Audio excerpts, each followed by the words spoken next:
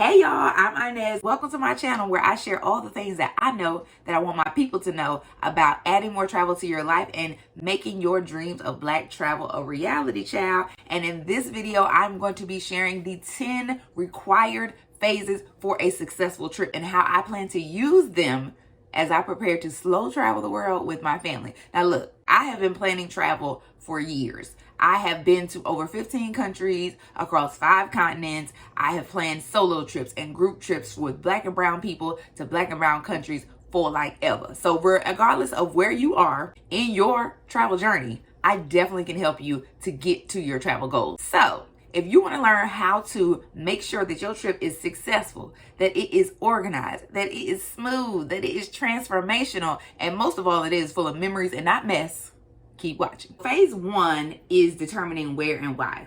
Where are you going and why are you going? A lot of times it's very easy to talk about where you want to go. People usually know off the top of their head. They have places they want to go on their bucket list, whether it's Miami, whether it is Jamaica, whether it is Ghana, whatever it is. People know where they want to go, but what I really want to stress is why are you going, right? Why have you decided to go there? Is there a specific thing you want to see? Is there a specific feeling you want to have? Is there a specific accomplishment or phase of life that you're celebrating?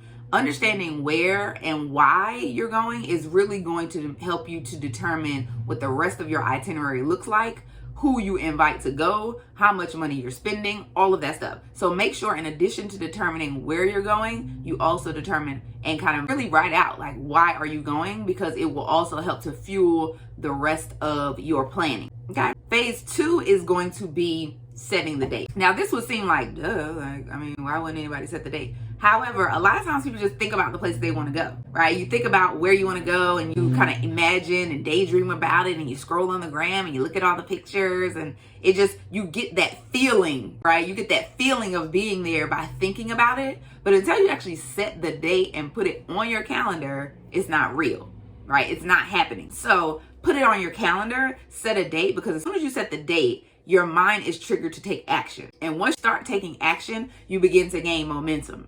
And once you start gaining momentum, you begin to feel the thing coming closer, and then all of the universe will conspire to help you make it happen. So set the date, put it on your calendar. Phase 3, I like to call get it together. Okay, get it together. This is really gathering up the things that are necessary in order to make the trip happen. So thinking about the attractions you want to go to, how much is your budget, right? How much are the flights? Where's the best place to fly from? What are the COVID requirements? What are the vaccine requirements? What are the testing requirements? Just get it together. Get all the pieces that you know that you need and bring them together. If you're going for a long time, how long are you going to be there?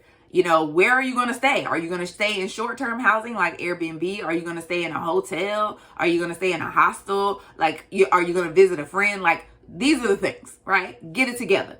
That's phase 3, because this is the part where you start bringing all the pieces together so that the picture can start becoming more clear, right? So for instance, when we're going to do our trip next year, we're planning to be gone for 6 months, right? So we are really trying to wrap our mind around like, what does 6 months away from home look like? It's kind of like a sabbatical, a mini trip. We are planning to eventually be full-time travelers. So this is like a practice trip, but really thinking about like, what does childcare look like on the continent when we are in Zimbabwe for 6 months? You know, what does transportation look like there, right? You're going to be traveling somewhere. Are you Ubering? Are you going to be taking the bus? Are you somebody riding with you? Like, well, these are the things. Get it together. Get all the things together, put them together so that you can start seeing a more clearer picture of what this trip is going to look like. Phase 4 is take off and touchdown. Now, this is a 2-part phase because it usually kind of happens all together. So takeoff really has to do with the airport, right?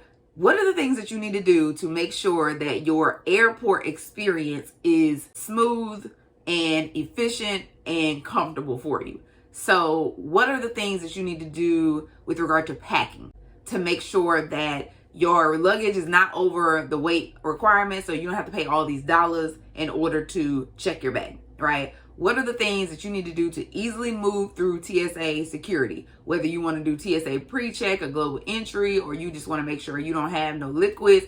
You know, what are the things, right? Figuring out those things ahead of time help you to make your airport experience very smooth. Takeoff also has to do with your airplane experience. So do you have the music on your phone, the books on your phone? Do you have the books in your hand? Do you have the work you need to do, your laptop, your headphones, the things that you need to make your airplane experience very comfortable, whether you are flying for 2 hours or you're flying for 12 hours, right? Touchdown has to do with when you arrive, right? You arrive at the airport for your destination. How are you going to get to your accommodations, right? Are you Ubering? Are you taking a bus? You know, what are the things that you're using? Who's coming to get you when you arrive? And then also touchdown has to do with when you arrive at your accommodations, the whole process of unpacking, you know, getting settled, determine what you forgot at the house, what you need to buy. Like, you know, if you're staying there for a while, do you need to buy groceries? The things, like what are the things that are missing that are essential for your time that you're there, so that you can figure out where you potentially need to go in order to get them. And that leads us into phase number 5, which I like to call setup shop, right? So once you have taken off, you've touched down, you know what the things are that you need to get, then you go get them, right? So find your nearest grocery store, buy the things, find your nearest convenience store, buy the things, you know, setting up yourself in that area so that you can, you know, feel more comfortable, feel like it's really your home away from home while you're there. Figure out if you need to make some arrangements with the space that you're in. So if you're in a hotel, you can't really move stuff as much, but a lot of times at Airbnb, you can move stuff around if you need to. So if the configuration of the place that you're staying doesn't work for the time that you're there and you feel like you need to move some stuff around, move it around, make yourself at home. This is gonna be where you're staying during your trip, and you wanna be able to come home and feel like, oh, this is great, this is where I need to be, and just kind of relax and reflect on the things that you have been doing on your trip. So feel free, set up shop, do the things you need to do to make your accommodations as comfortable for you as possible. Phase 6 is called get your bearings, right? And so this is about understanding what's around you in your neighborhood. Where is the nearest grocery store? Where is the nearest hospital? Where is the nearest convenience store? Where is it that you're going to be able to go and get your COVID test done or whatever you need to get done before you come back, right? You may potentially need to talk to some locals in order to find these things, or you could just go to the good old Googles, because you know they will help you find the things. But do what you need to do to kind of understand where you are in the city, right? Are you in a rural area and it's going to take you 30 minutes to get back and forth to the place you need to go? Are you right in the heart of the city? You know, are there certain neighborhoods around you that you potentially need to stay away from? Are there certain neighborhoods that you know you definitely want to go to, right? Just getting your bearings around the city and fully understanding where you are located and how close you are to the main key things that you may need to use to set up shop or in order to have the full experience while you're there. All right, we have reached my absolute favorite phase, which is phase 7, which is start tripping. Okay. Tripping specifically means to unabashedly immerse yourself in culture with no judgments, right? To proclaim that you are going to fully experience a place from a mindset of all curiosity and no judgment, right? It really is the best part as far as I'm concerned, because you get to meet the locals, you get to eat the food, you get to see the area, you get to experience the beautiful tours and the beautiful scenery, and you get to do all kind of different types of activities, excursions, experiences. Like, this is what Start Tripping is all about. Phase 7 is the bomb, because this is the place where you are going to develop new relationships. You are going to uncover potential new parts of your identity.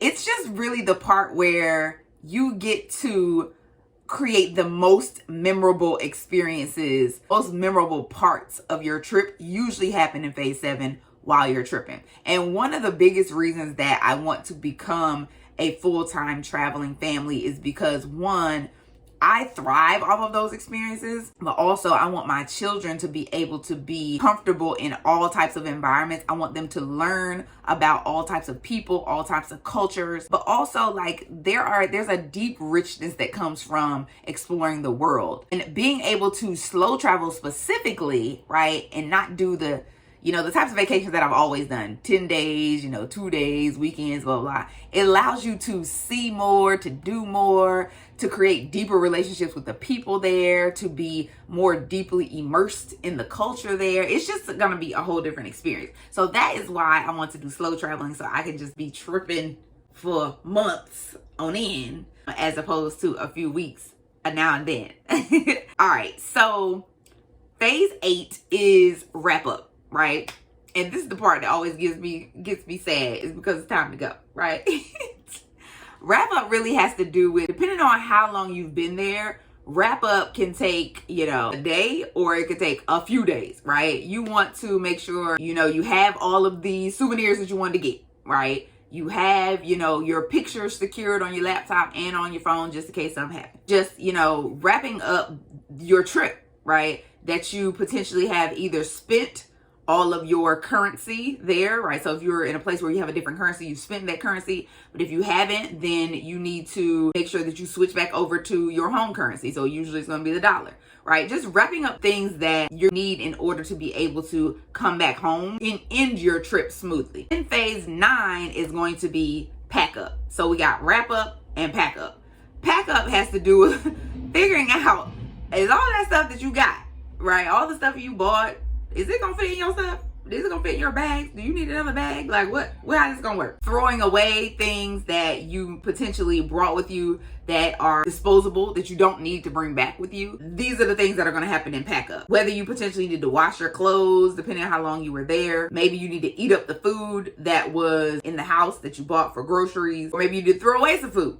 What are the things that you need to do to make sure that when you're packing, you're still in a space where you have packed efficiently, you don't have to pay these extra dollars, and that everything is going to be able to make it with you on the plane. Usually I know that sometimes, like for instance, when we were in Mexico a few months ago, we had to have like a whole nother beach bag that I used in order to bring some of the things that my husband had got me for Mother's Day onto the plane. So just figuring out what's the logistics when you're packing. What are the logistics? How are you going to get everything onto the plane with the rules of having, one carry-on, or one carry-on, one check bag, or your carry-on check bag and your book bag, your personal item, whatever it is. Like, do the things that you need to do in order to make that happen. When you're packing up, you also probably want to schedule your departure transportation. So whether it is your airport shuttle, or if it's your Uber, or if somebody's coming to get you, or if you're taking a bus, like whatever it is, figure out what your transportation is and schedule it so that you know what time they're going to be there, so that you make sure that you're at the airport at least 2 hours ahead of time so that you not miss your flight. Okay.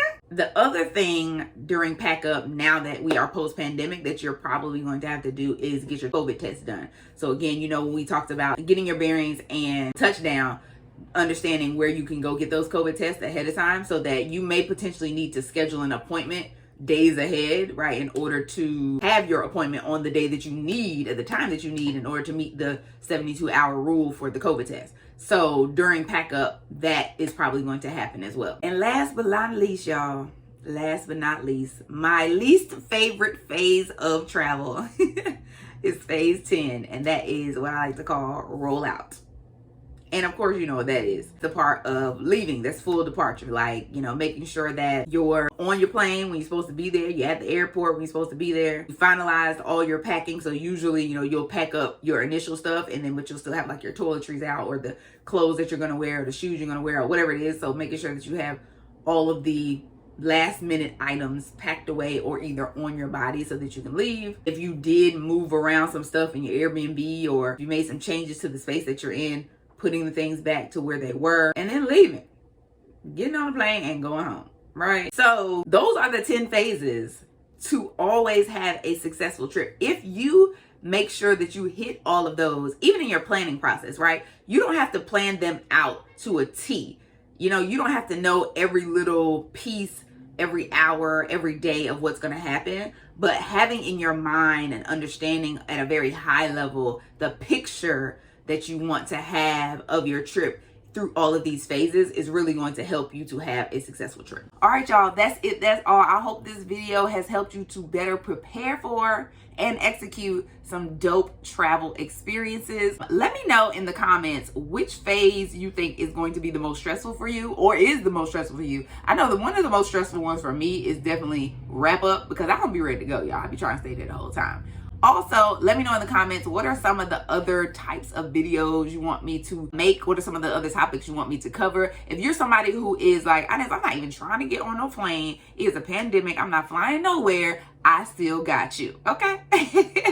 make sure that you download my free digital guide. It's called Finding Big Fun, and it is your guide for diving into Black travel without even booking a flight. Even if you are trying to book a flight, download the guide, because it's going to have in there the communities that I'm a part of, the sites that I use, the playlists that I use, just all of the things that I use in order to immerse myself into Black travel culture, whether I'm in the United States or abroad. The link is in the bio, so make sure that you check it out. Lastly, if you love this video, then I know you are one of my people. So show me some love by liking the video and subscribing to my channel so that you can learn more about transforming your life through travel and making your dreams of Black travel a reality. And until we meet again, stay tripping.